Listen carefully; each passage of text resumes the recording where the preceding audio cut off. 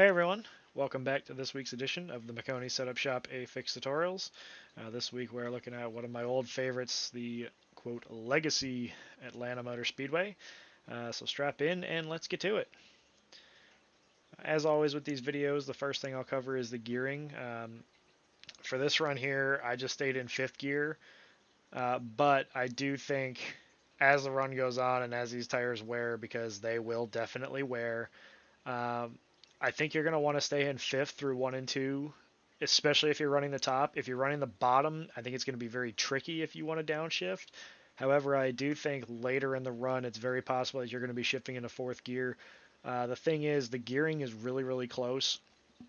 If you run the top, you're chipping in 4th gear before you get halfway down the back straightaway. Okay.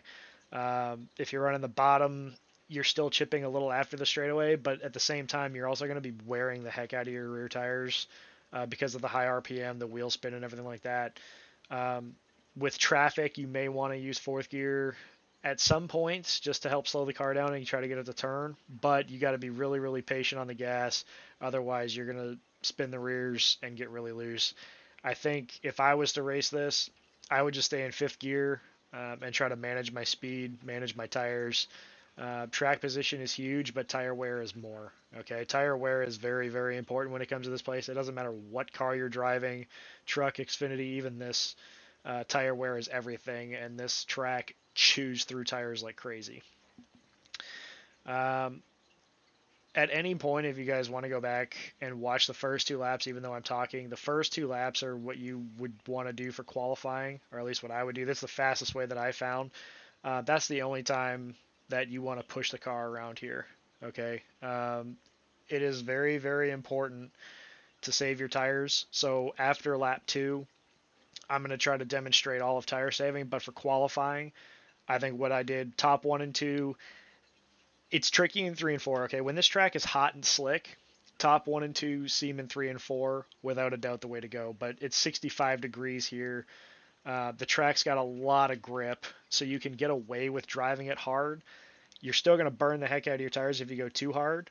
But for qualifying, I found that if I tried to run the seam, I wasn't able, like, I can carry a lot of throttle, but I'm losing speed. And if I try to wrap the white line, I get tight late exit. Okay, so a mix of both worlds. I just take a bigger arc than I normally would, and I'm trying to cross the seam, use the difference in banking to help pitch the car. That way I can keep my foot in it and get off the corner. Okay, that's for qualifying. So at any point, if you guys want to start this video from scratch, the first 2 laps are a mock qualifying lap, and then after that, it's all race. Okay, first lap tires are way too cold. You can't push it. The second lap, I think I could do a little bit better than a 30-11, but for the sake of this video, it's a very good demonstration. Okay, I wanted to get into the in-car before I talk about a lot of the lines and stuff, and I'm going to slow it down when we do get in the car before we get to lap 10. The way you run the bottom, I've never liked taking a big arc to get into the corners, especially to run the bottom. This is a track where I learned that you want to get to the white line as fast as humanly possible. Okay, I used to get into turn 1 with no arc. Okay, way back in the day when we had the Gen 6 car. And 3 and 4, I've talked about it a lot. I compare it to Chicagoland. And when we did the Chicagoland video, I talk about it a lot, how I kind of fall off of the safer barrier and drive it straight down to the white line. Okay, there's a lot of grip on that white line. And it's not going to feel as exaggerated as most tracks, especially with this place being as cold as it is. Like I said, when I started running laps, I was shocked at how much grip there was, like on the bottom, the top, everywhere. And it's because it's so cold. The track's got a lot of grip. You don't get punished nearly as bad for overdriving it here as you would in, say, the summer or at least warmer track temperatures. Um, but it's still like if you try to overdrive early in the run, it's still gonna kill you long run.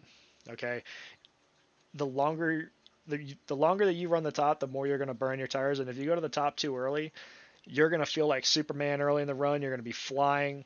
The problem is by the time you even get to lap 20, I promise you're gonna be 2 to 3 tenths off, and it doesn't matter what you do. You can try to go back to the bottom at that point and cool your stuff down, but at that point the damage has been done.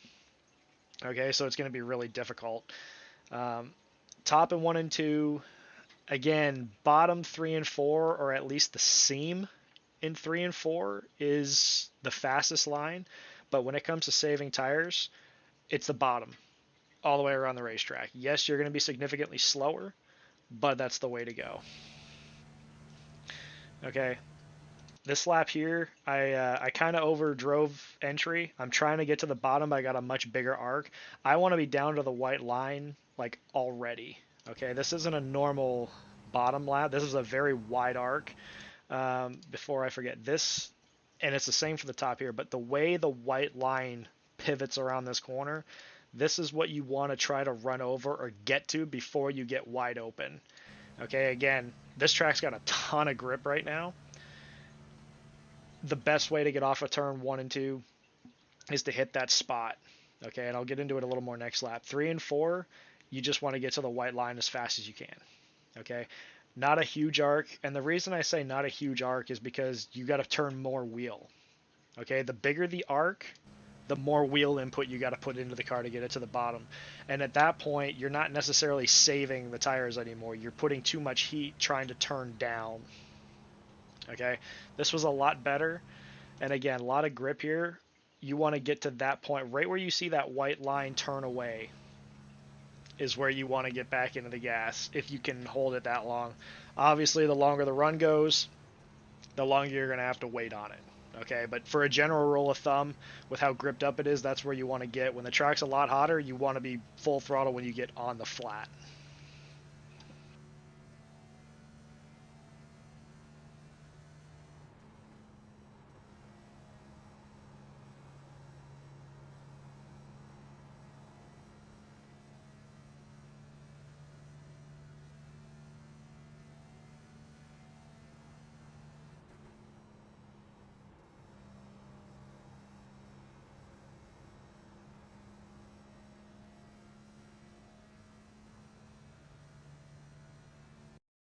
Okay, guys.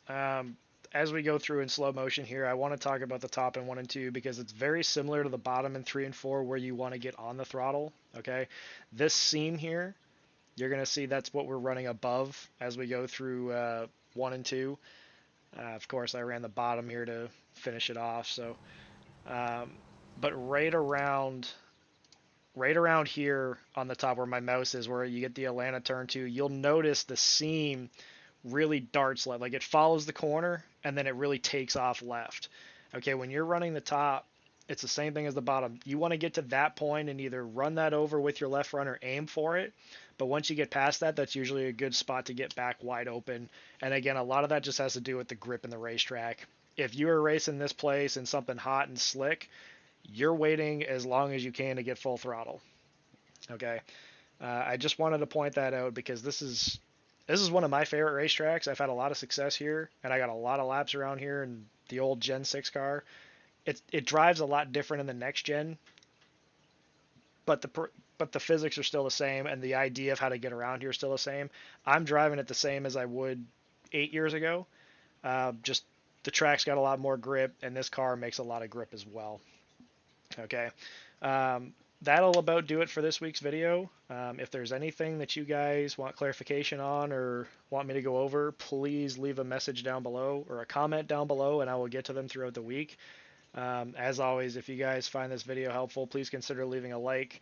And if you're not already subscribed, make sure you hit that subscribe button and ring the notification bell so you can see these videos every Monday when they're posted to the Maconi YouTube page.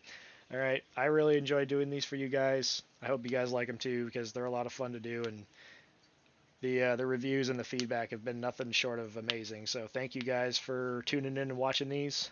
Best of luck this week, and we'll see it on the track.